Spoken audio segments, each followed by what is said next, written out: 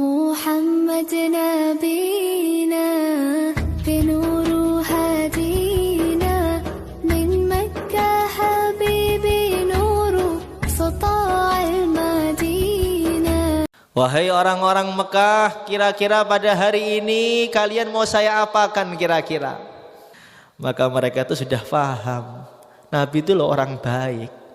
Mereka mengatakan, ya Rasulullah sallallahu alaihi wasallam, wahai Muhammad, kamu itu orang mulia, anaknya orang mulia, cucunya orang mulia, cicitnya orang mulia.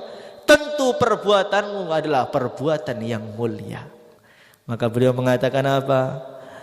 Saya pada hari ini akan mengatakan perkataan yang sama dengan perkataan saudaraku Nabi Yusuf.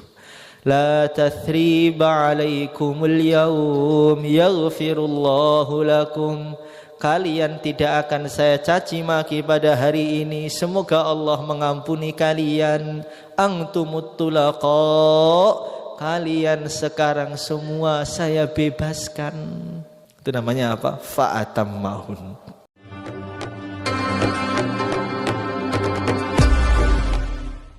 Assalamualaikum warahmatullahi wabarakatuh.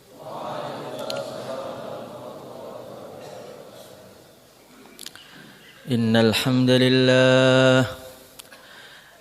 hamdalillah nasta'inuhu wa nastaghfiruhu wa nu'minu bihi wa natawakkalu alayhi. ونعوذ به من شرور أنفسنا ومن سيئات أعمالنا من يهده الله فلا مضل له ومن يضلله فلا هادي له أشهد أن لا إله إلا الله وحده لا شريك له وأشهد أن سيدنا ومولانا وحبيبنا محمدا عبده ورسوله اللهم صل وسلم وبارك على سيدنا محمد وعلى آله وأصحابه والتابعين لهم بإحسان إلى يوم الدين أما بعد فقد قال الله تعالى في كتابه الكريم قل بفضل الله وبرحمته فبذلك فليفرحوا هو خير مما يجمعون وقال عليه الصلاة والسلام كل أمتي يدخلون الجنة إلا من أبى قيل ومن يأبى يا رسول الله صلى الله عليه وسلم قال رسول الله صلى الله عليه وسلم من أطاعني دخل الجنة ومن عصاني فقد أبى. Para hadirin yang dimuliakan oleh Allah Subhanahu wa taala. Allah Subhanahu wa taala berfirman, "Wa idz ibtala Ibrahim rabbuhu bikalimatin fa'atammahun." Qala inni ja'iluka lin-nasi imama. Qala wa min dzurriyyati qala la yanalu ahdi adh-dhalimin. Wa idz ibtala Ibrahim rabbuhu, ketika Nabi Ibrahim alaihi salatu wassalam itu diuji oleh Allah Subhanahu wa taala. Bi kalimat, diuji dengan apa? Dengan kalimat. Dengan mengerjakan perintah-perintah Allah dan menjauhi larangan-larangan Allah. Fa'atammahun, maka Nabi Ibrahim alaihi salatu wassalam menyempurnakan kalimat tadi, menyempurnakan perintah-perintah Allah dan menjauhi larangan Allah dengan sempurna. Maknanya bagaimana? Pada hari ini banyak orang itu yang mengerjakan perintah Allah, tetapi mengerjakannya itu ala kadarnya. Orang pada hari ini banyak yang sholat, tapi sholatnya ala kadarnya. Sehingga dia itu 60 tahun mengerjakan sholat, bahkan 70 tahun mengerjakan sholat, tapi dia tidak pernah merasakan bagaimana kenikmatan sholat. Orang pada hari ini banyak habis sholat subuh tadi zikir, subhanallah, subhanallah, alhamdulillah, alhamdulillah, Allahu akbar, Allahu akbar. Tetapi fa'atammahun, dia tidak menyempurnakan itu zikir. Zikirnya ala kadarnya. Sehingga bagaimana 70 tahun zikir, 80 tahun zikir, tidak pernah merasakan kenikmatan zikir. Tetapi kalau orang itu fa'atammahun, apa-apa disempurnakan, walaupun 2 rakaat disempurnakan, ngajinya disempurnakan, khurutnya disempurnakan, maka dia akan merasakan bagaimana kehebatan dan kenikmatan-kenikmatan agama ini. Hadirin yang dimuliakan oleh Allah Subhanahu wa taala, setelah orang itu menyempurnakan perintah Allah, dia juga menyempurnakan untuk menjauhi larangan Allah. Hari ini juga banyak orang yang meninggalkan maksiat, tapi meninggalkannya juga ala kadarnya. Kadang-kadang gak maksiat seminggu, kemudian maksiat lagi. Pagi gak maksiat, sore maksiat lagi. Sore maksiat, pagi gak maksiat lagi. Kadang-kadang 1 jam maksiat, 1 jam gak maksiat lagi. Ini namanya menjauhi larangan Allah, itu tidak fa'atammahun, tidak dia sempurnakan. Tetapi kalau perintah Allah itu betul-betul dia sempurnakan dengan baik, sholatnya dengan baik, bayannya dengarkan dengan baik, ta'limnya disempurnakan dengan baik, akan dapat apa? Qala inni ja'iluka linnasi imama. Ketika Nabi Ibrahim itu menyempurnakan perintah Allah, maka Allah berfirman, wahai Ibrahim, kamu akan saya jadikan imam bagi para manusia. Jadi derajat imam, derajat sebagai pimpinan orang-orang ahli taqwa, pimpinan orang-orang ahli ikhlas, derajat pimpinan orang-orang ahli ikhlas, ahli taqwa, ahli ilmu ini, siapa yang dapat? Fa'atammahun, orang yang selalu dia ini menyempurnakan perintah Allah. Tetapi sekarang orang malah kebalikannya, semakin jadi pimpinan semakin meninggalkan perintah. Ketika dia masih pelajar, ketika dia masih santri, nanti dia dengarkan bayan di depan, salatnya shaf awal. Ketika awal-awal khurut 3 hari, begitu fa'atammahun, disempurnakan ta'limnya 4 jam, disempurnakan jaulahnya. Tetapi semakin akhir, semakin tua, semakin menjadi penanggung jawab, semakin mundur sopnya, sampai akhirnya sholatnya di kamar. Padahal imam bagi orang-orang takwa ini syaratnya harus fa'atammahun, apa-apa disempurnakan. Sehingga sudah menjadi ciri khasnya penanggung jawab, ketika mendengar bayan didengarkan dari kamar. Itu sudah menjadi ciri khasnya. Penanggung jawab dengarkan dari mana? Dari kamarnya sambil baring. Padahal Allah Subhanahu wa taala menjadikan Nabi Ibrahim sebagai imam ini ketika dia menyempurnakan perintah-perintah Allah Subhanahu wa taala. Maka orang ini harus makin lama dia harus ada peningkatan, makin lama harus ada peningkatan. Peningkatan dalam amalnya, peningkatan dalam takutnya pada Allah, peningkatan dalam kenikmatan zikirnya. Jangan sampai sudah ilmunya banyak, istiqamah 4 bulan setiap tahun, atau santri 40 hari setiap tahun, tetapi tidak ada perubahan dalam takutnya kepada Allah.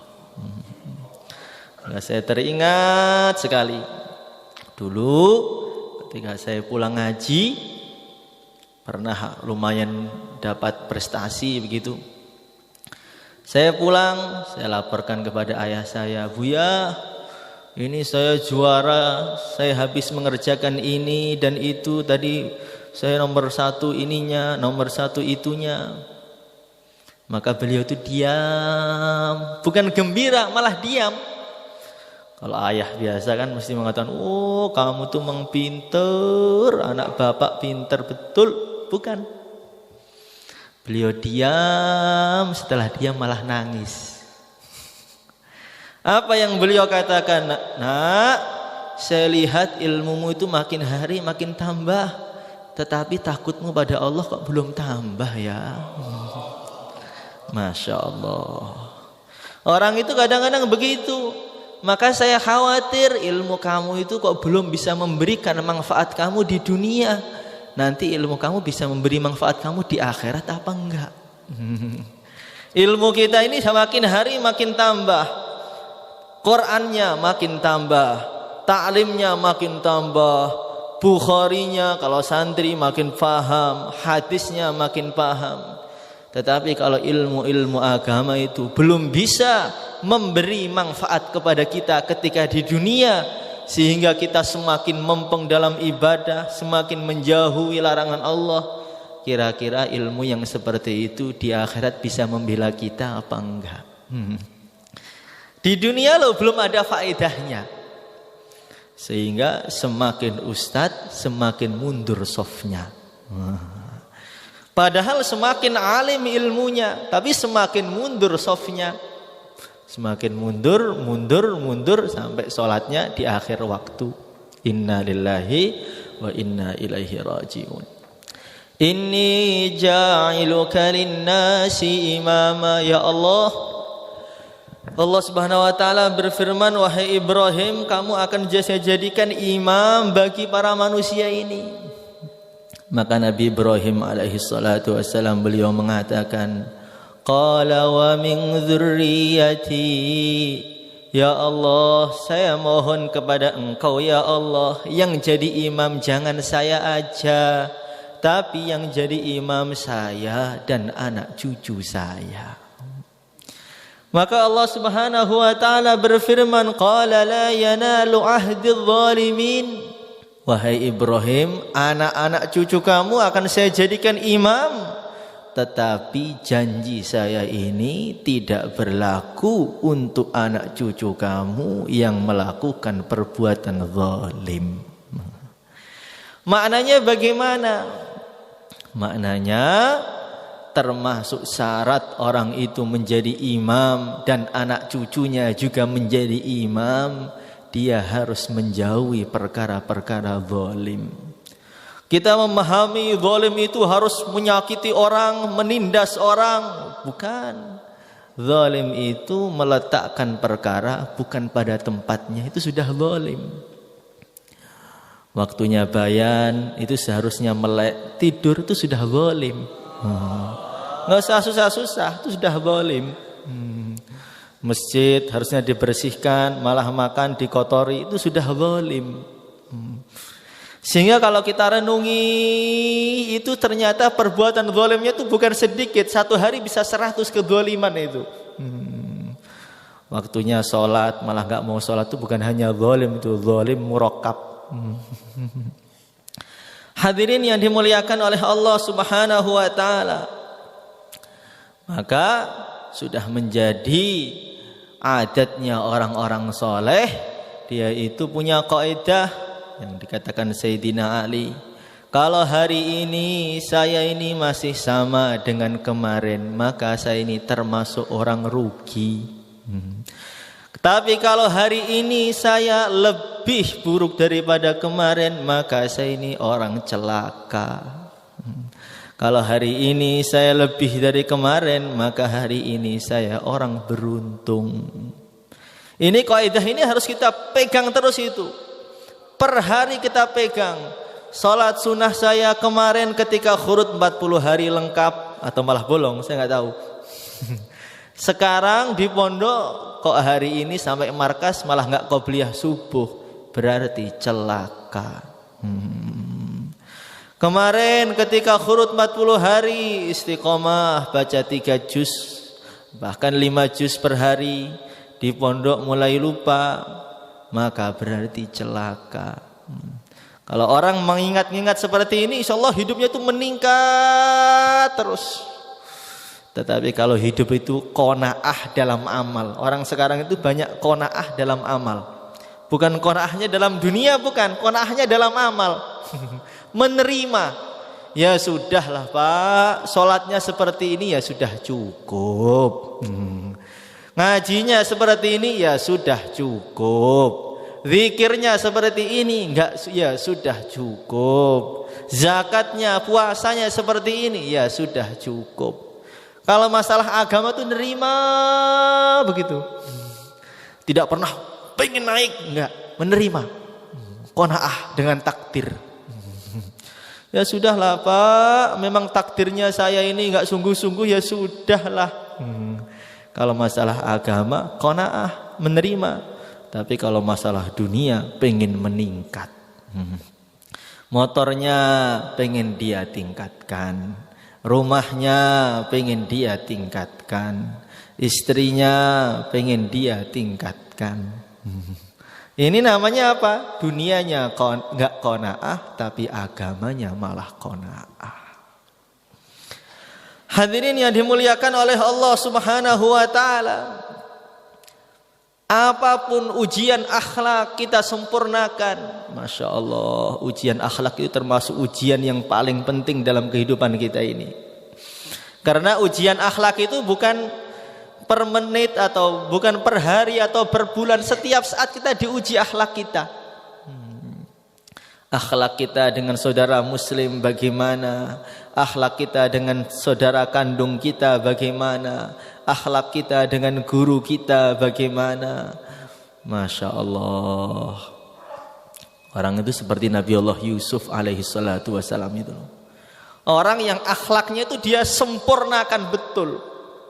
Disakiti keluarganya, digebukin dalam satu riwayat, dibuka bajunya, dihinakan, dicaci maki, buang dalam sumur. Setelah itu jadi budak, setelah jadi budak dipenjara lagi. Setelah itu bagaimana? Menjadi Perdana Menteri. Ini waktu yang paling tepat untuk balas dendam. Orang-orang yang dulu menghinakan beliau sekarang di bawah telapak kaki beliau. Mereka sekarang butuh kepada beliau, minta makanan kepada beliau, beli makanan kepada beliau. Hari yang paling tepat untuk mencaci maki ganti. Tapi apa jawaban Nabi Yusuf kepada mereka? Qala la tathriba alaikumul yawm yaghfirullahu lakum. Beliau mengatakan la tathriba. La tathriba itu maknanya apa? Wahai saudaraku, hari ini tidak ada cacian baik kecil atau besar, dan tidak akan saya ungkit-ungkit itu kesalahan kamu selama-lamanya. Yaghfirullahu lakum, bukan hanya saya maafkan, tapi saya doa kepada Allah supaya Allah memaafkan kalian. Ini namanya akhlak yang sempurna. Jadi akhlak itu yang fa'atammahun. Jangan akhlak itu akhlak nanggung. Kadang-kadang baik, kadang-kadang marah, kadang-kadang doakan buruk. Ya Allah, kirim dia, ya Allah, sudah paketkan ke neraka aja ya Allah. Ini namanya akhlaknya itu ala kadarnya. Ketika moodnya baik, maka dia baik. Ketika moodnya buruk, maka buruk. Itu enggak fa'atammahun.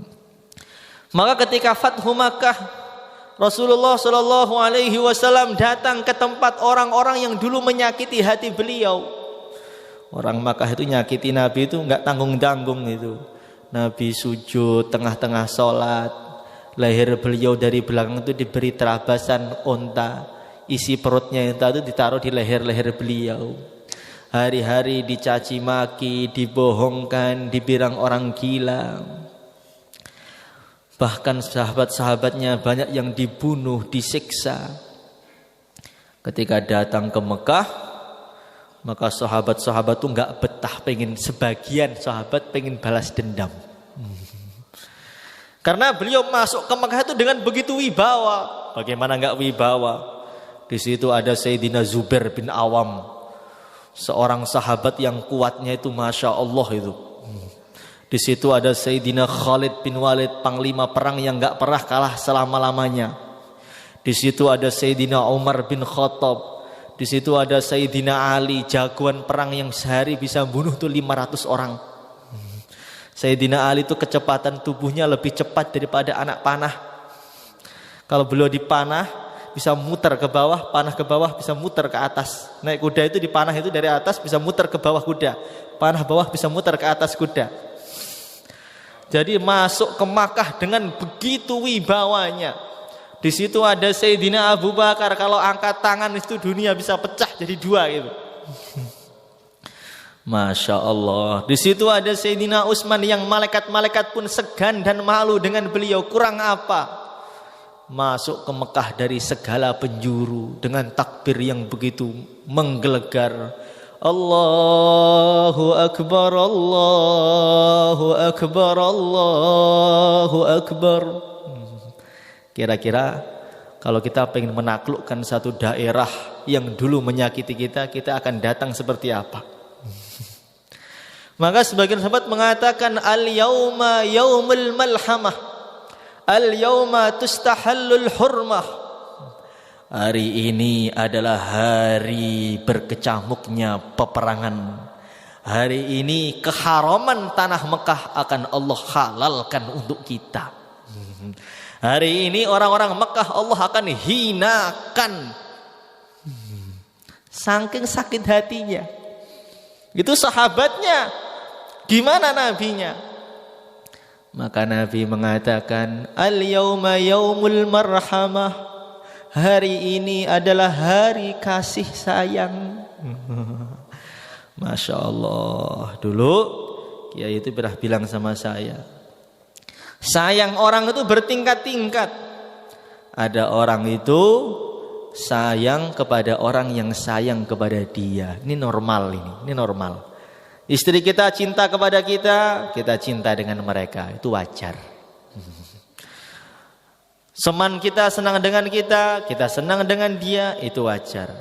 Orang khidmat kepada kita, kita khidmat dengan dia, itu normal. Itu normal, itu bukan berakhlak, akhlak normal. Kalau akhlak yang bawahnya lagi, dia tidak sayang kepada orang yang cinta kepada dia, ini udah parah ini. Ada akhlak atasnya. Akhlak atasnya itu apa? Mencintai, menyayangi orang-orang yang tidak sayang dengan dia. Walaupun orang mencaci maki dia, tetap disayangi. Itulah para nabi.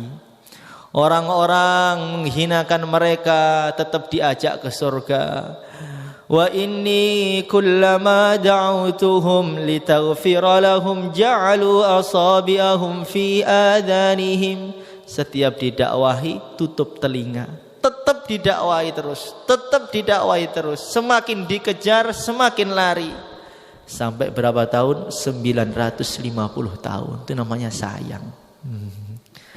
Tapi ada sayang yang lebih tinggi lagi. Apa itu? Khusus Nabi ini. Apa itu?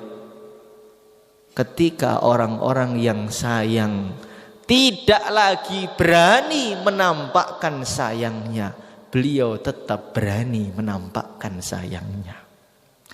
Ketika para nabi semua di akhirat itu orang-orang yang paling sayang kepada umat, mereka hanya mengatakan nafsi, nafsi. Orang yang paling sayang hari itu tidak berani menampakkan sayangnya. Ketika itu Rasulullah Shallallahu Alaihi Wasallam mengatakan apa? Ummati, ummati, ajil hisabahum ya Allah. Lekaskan hisab untuk umatku ya Allah.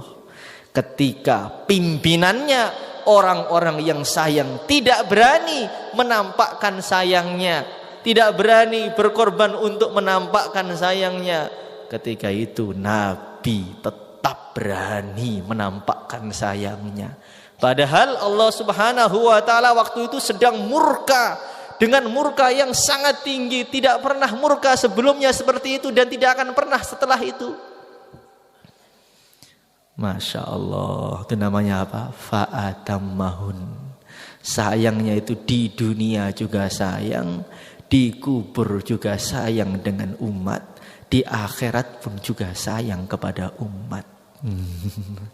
Sampai akhirnya bagaimana? Nungguin itu orang di Sirat itu, ditunggu. Dalam satu riwayat Nabi itu belum masuk surga, nunggu orang di Sirat sambil doa, ya Rabbi salim salim, ya Allah selamatkan umatku, ya Allah selamatkan umatku. Ketika di dunia disayangi, dikubur didoakan, di akhirat nanti ditungguin, dikasih minum telaga kausar dari tangannya sendiri. Itu namanya sayang yang sempurna. Itu namanya fa'atammahun. Maka Rasulullah Shallallahu Alaihi Wasallam beliau khutbah di depan orang-orang yang paling menyakiti beliau, yang menghinakan beliau, yang mengatakan Muhammad itu nggak mungkin bisa sukses sendiri melawan orang seluruh dunia. Bagaimana mungkin bisa sukses? Nabi di Mekah itu pertama kali sendiri. Dia harus menghadapi orang Mekah, dia harus menghadapi Romawi, harus menghadapi Persia sendiri. Apa mungkin bisa sukses? Dicaci maki, dibilang penyihir, dibilang orang gila. Nabi mengatakan apa? Wahai orang-orang Mekah, kira-kira pada hari ini kalian mau saya apakan kira-kira? Maka mereka itu sudah paham, Nabi itu loh orang baik. Mereka mengatakan, ya Rasulullah Sallallahu Alaihi Wasallam, wahai Muhammad, kamu itu orang mulia, anaknya orang mulia, cucunya orang mulia, cicitnya orang mulia. Tentu perbuatanmu adalah perbuatan yang mulia. Maka beliau mengatakan apa? Saya pada hari ini akan mengatakan perkataan yang sama dengan perkataan saudaraku Nabi Yusuf. La tathriba alaikumul yawm yaghfirullahu lakum. Kalian tidak akan saya caci maki pada hari ini. Semoga Allah mengampuni kalian. Antumut tulaqa. Kalian sekarang semua saya bebaskan. Itu namanya apa? Fa'atammahun. Ini tidak banyak ini. Maka orang yang fa'atammahun itu sangat sedikit.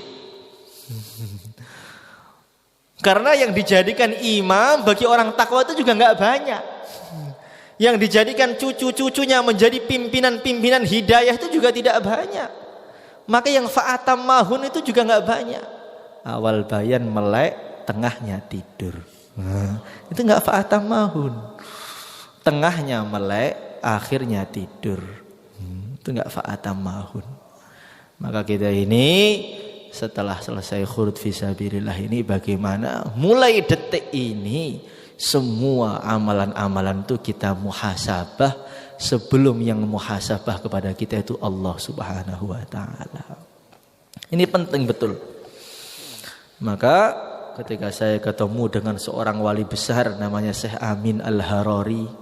Syekh Amin Al-Harari ini orang yang ketika hidupnya sering jumpa dengan Nabi dalam keadaan melek. Ketika beliau mensyarahi kitab Muslim, beliau mengatakan, kalau ada hadis-hadis yang tidak faham, saya langsung tanya maknanya kepada Rasulullah. Apa yang beliau pesankan? Beliau mengasankan, akhlis fil amal fa inna naqida basir. Kamu itu kalau amal yang ikhlas, karena sang peneliti amal itu maha teliti. Kita itu diteliti jangankan oleh Pak Polisi, diteliti oleh teman kita, amal kita itu banyak kurangnya. Jangankan orang lain, yang meneliti kita sendiri itu banyak kurangnya. Tadi subuh mulai takbir sampai salam, ingat Allahnya berapa menit. Dari yang ingat Allah berapa menit itu ikhlasnya berapa menit. Dari zikir mulai 40 hari khurud sampai sekarang sudah selesai, itu nangisnya sudah berapa tetes air mata. Kita sendiri yang menghisap diri kita itu loh, kita bisa memutuskan. Gagal. Yang hisab kita sendiri padahal. Bagaimana fa innan naqida basir? Bagaimana kalau yang menghisab adalah yang menggerakkan kita, Allah Subhanahu wa taala. Tentu dan tentu lebih mengerikan. Maka dalam kitab Ikhya dikatakan nanti di akhirat itu ada orang dibacakan amalnya. Baik, dia senang sekali. Tiba-tiba sebelum buku amalnya ditutup, Allah berfirman, semua amal kamu 80 tahun tertolak semua, karena 80 tahun gak ada yang ikhlas. Maka pergelangan dia itu lepas semuanya, itu kulitnya itu lepas di tempat. Saking malunya di depan seluruh manusia, jin dan malaikat. Ada orang nanti ditanya oleh Allah, kamu tahun ini begini kan? Kamu tahun ini begini, kamu tahun ini begini, kamu tahun itu maksiat ini, maksiat itu, sampai seakan-akan itu sudah habis tubuhnya itu leleh, saking malunya.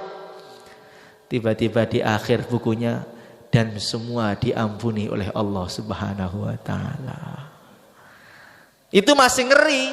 Yang paling enak orang dibacakan amalnya oleh Allah, mulai awal baik, tengahnya baik, akhirnya juga baik. Allahumma ja'alna minhum. Maka kita ini latih, kita sempurnakan sehingga nanti amal itu dibacakan mulai umur 15 tahun baik, 20 tahunnya juga baik, sholatnya baik, 40 tahun baik, 60 tahun juga baik, matinya la ilaha illallah, nilai sempurna, silahkan masuk surga. Bagaimana? Itu cita-cita yang tinggi. Hari ini orang tuh penuh cita-cita. Dalam otak kita ini penuh cita-cita ini. Apa cita-citanya? Macam-macam. Pengen bikin pesantren, pengen bikin masjid. Cita-citanya pengen jadi dai kondang yang amplopnya itu banyak. Cita-citanya pengen punya istri 4. Kalau naik mobil bareng, uangnya banyak, santrinya banyak. Kalau jalan rebutan salaman. Ada cita-cita seperti itu. Ada cita-cita pengen beli mobil, beli. Ada enggak orang yang cita-cita pada hari ini pengen ketika Allah Subhanahu wa taala baca amalnya, Allah berfirman, kamu telah sukses, nak. Wahai hambaku, kamu telah sukses. Bagaimana? Ada cita-cita seperti itu apa enggak? Cita-cita itu boleh, dan amalkan perbuatannya sama dengan cita-citanya. Orang pengen jadi orang takwa, pengen jadi imamnya para manusia, imamnya orang takwa, pengen jadi pejuang, tetapi baru bayan loh sudah tidur. Itu kira-kira nyambung gak tuh cita-citanya itu? Saya pengen jadi ulama besar, Pak. Yang la ilaha illallah Muhammadur Rasulullah itu separuh bumi kota tenggelam ke bumi, boleh cita-cita seperti itu. Saya ini pengen datang ke Dajjal, itu saya usir langsung pergi, boleh. Likullin ila sya'wil ula harakatu, lakin azizun minar rijali thabatu.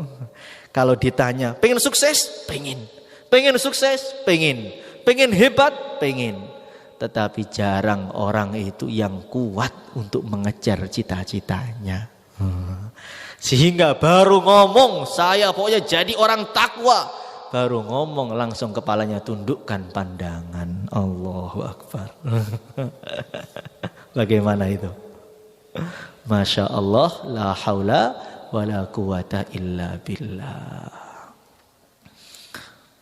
Ketika lihat perempuan, ngangkat pandangannya. Ketika dibayan, tundukkan pandangan.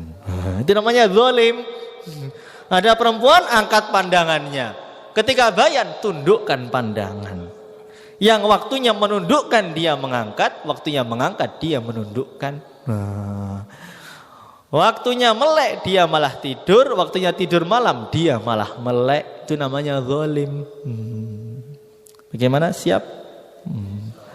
Pengen menjadi orang takwa semua? Insya Allah.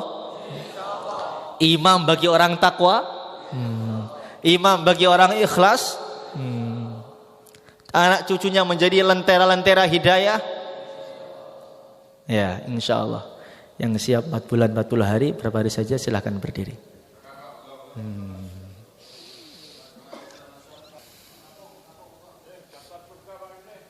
Daftar surga, ayo. Ayo. Niatnya dengan perbuatannya sama apa tidak? Semua orang tuh kalau ditanya niatnya tuh seimbang. Pengen ahli surga, istrinya bidadarinya 2,5 miliar. Tuh mirip. Cita-cita orang tuh mirip. Tapi yang satu tahajudnya setengah malam, yang satu setahun setengah sekali. Manusia itu seperti itu. Kalau tuh tanya cita-cita itu sama semua, pengen jadi istimewa semua, sukses semua. Tapi perbuatannya itu loh yang membohongkan dirinya. Makanya para ulama mengatakan, kamu pengen surga, pengen, bohong. Kamu pengen dapat ridha Allah, pengen, bohong kamu itu. Kamu pengen menjadi orang takwa, pengen, bohong. Kenapa bohong, Syekh? Yang membohongkan kata-katamu adalah perbuatanmu. Pengen jadi orang alim, kok malah tidur ngajinya? Bohong berarti. Yang membohongkan siapa? Mata dia membohongkan ucapan dia. Dari awal pengen menyempurnakan perintah malah ngantuk, berarti mata dia membohongkan perbuatan dia. Bagaimana ini? Kok ganas sekali bayarnya, Pak? Enggak ganas. Standar itu. Silakan. Mun. Melek riyen mun ditenggu oleh garwane niku lho. Sampun? Ya, Masya Allah. Sisa masa. Silakan berdiri. Dari mana Turki? Sisa mereka dari Turki mana? Itu baru pulang dari tempatnya Muhammad Al-Fatih itu. Itu namanya pemuda yang hakiki itu seperti itu. Gak pernah ninggalkan sholat sama sekali jamaah. Gak pernah bolong tahajud sekalipun. Yang Allah bukakan Konstantin seperti itu. Bukan Allah membukakan hidayah di mana-mana dari orang yang ketika bayar ngantuk, enggak. Makanya Muhammad Al-Fatih mengatakan, siapa yang enggak pernah ninggalkan sholat fardu pasukan saya, berdiri semua. Yang enggak pernah ninggalkan tahajud sama sekali, enggak ada. Ternyata beliau sendiri enggak pernah ninggalkan tahajud sekalipun, mulai beliau balik. Enggak pernah meninggalkan sholat jamaah, mulai beliau balik. Maka Allah jadikan apa? Inni ja'iluka linnasi imama. 20 tahun sudah menjadi asbab hidayah, naklukkan Konstantin yang tidak bisa ditaklukkan ratusan tahun oleh orang-orang yang lebih hebat daripada, lebih terkenal daripada beliau. Sunan Ampel, anak muda Jawa semua takluk semua, sampai dijajah Belanda 350 tahun nggak berhasil merubah orang Jawa. Belanda itu menjajah 350 tahun tapi tetap mayoritas Indonesia umat Islam. Betapa hebatnya Wali Songo menanamkan iman di dalam hatinya manusia itu. Datang Indonesia umur berapa? Masih belasan. Maknanya bagaimana? Lentera hidayah itu memang tampak dari tubuhnya, itu sudah tampak. Masya Allah. Mau jadi lentera hidayah, Pak? Pengen lentera hidayah, asbab hidayah ke seluruh pelosok-pelosok negeri, Pak. Sehingga kalau saya datang semua 4 bulan, Pak, boleh. Yang penting kalau bayar melek dulu. Masya Allah. Maka Kiai Mahmud itu kelihatan lentera hidayah itu begitu. Pengen punya anak kayak Kiai Ubaidillah, kayak Kiai Uzairon. Apa amalan Kiai Mahmud? Setiap istrinya hamil, baca Quran 100 hataman. Nah, punya anak seperti itu. Karena bacanya apa? 100 hataman. Kalau setiap istrinya hamil ngatamkan 100 film, anaknya jadi apa? Bintang film. Orang itu harus berkaca diri. Ya pengen jadi orang hebat tuh ya berat, nggak mudah. Ingin menjadi asbab hidayah itu ya menjadi orang-orang yang bermanfaat untuk umat ya susah. Ketika orang tidur dia bangun, ketika orang bangun dia juga bangun. Ketika orang ketawa dia menangis, ketika orang makan dia puasa. Maka Nabi Yahya anak kecil diajak main, "Hei, sini main.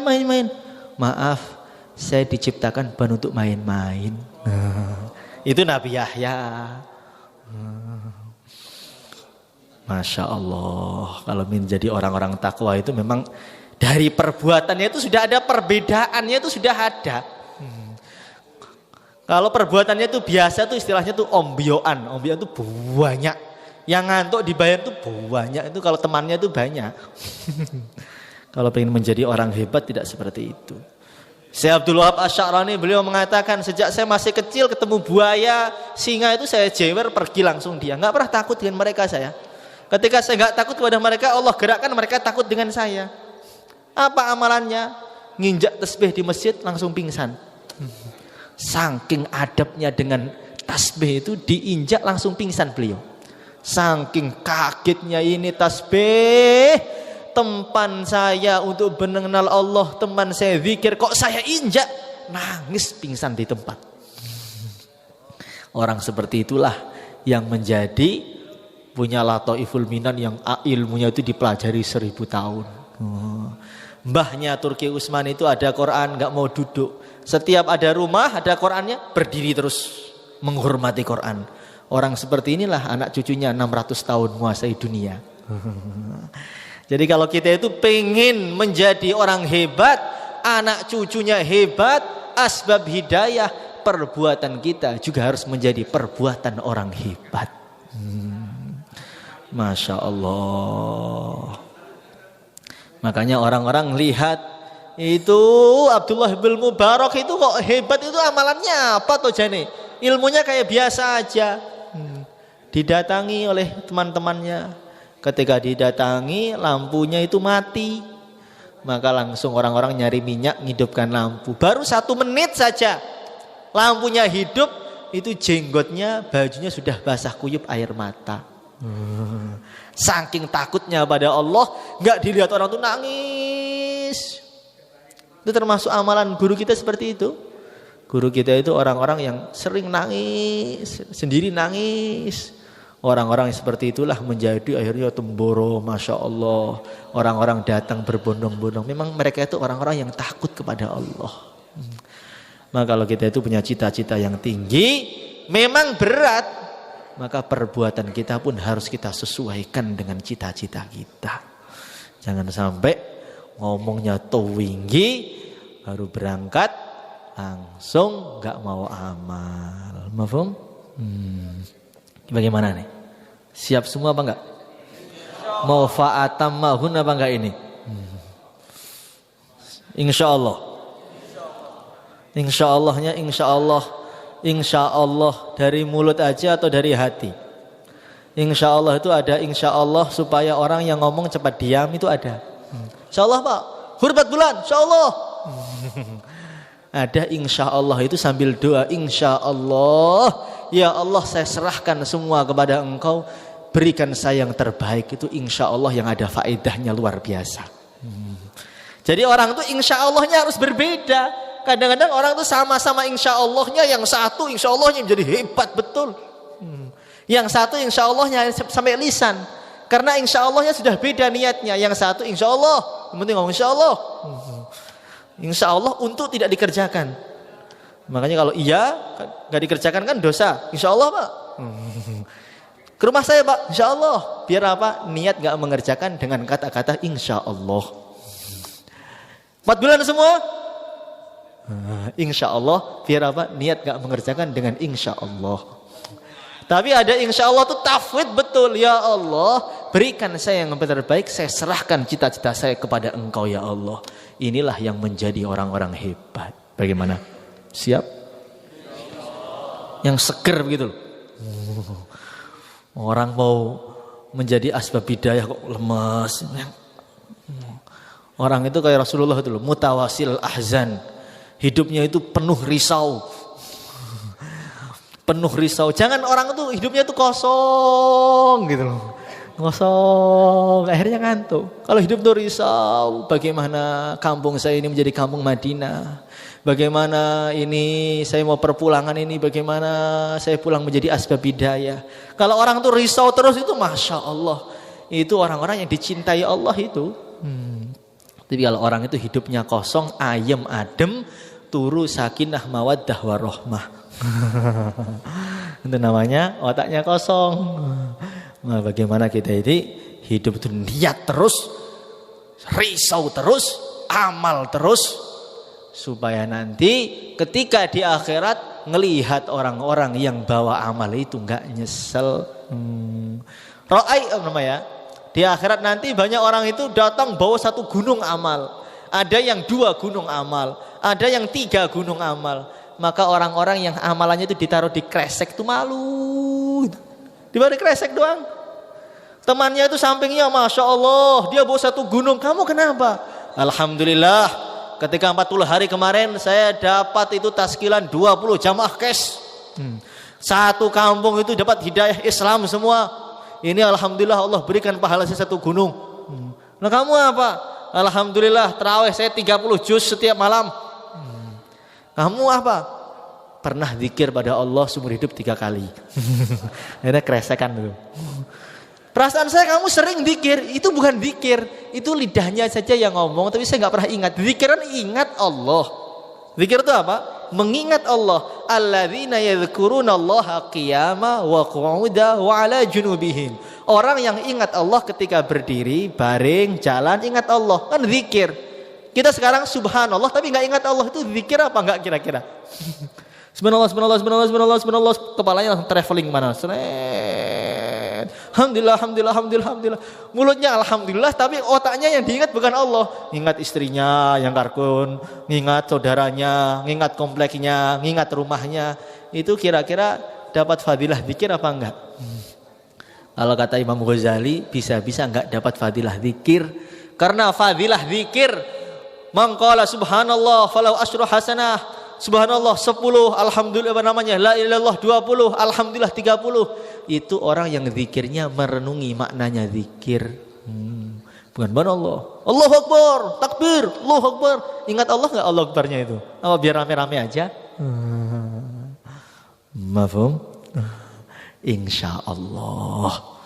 Yang penting orang itu punya cita-cita, serahkan pada Allah, berusaha semampunya, doa terus, hatinya tanamkan cinta orang-orang soleh terus, jangan sampai benci dengan para ulama dan sampai benci dengan orang soleh. Insya Allah nanti di akhirat enak. Insya Allah. Mungkin itu saja yang saya sampaikan, kurang lebihnya minta maaf. Assalamualaikum.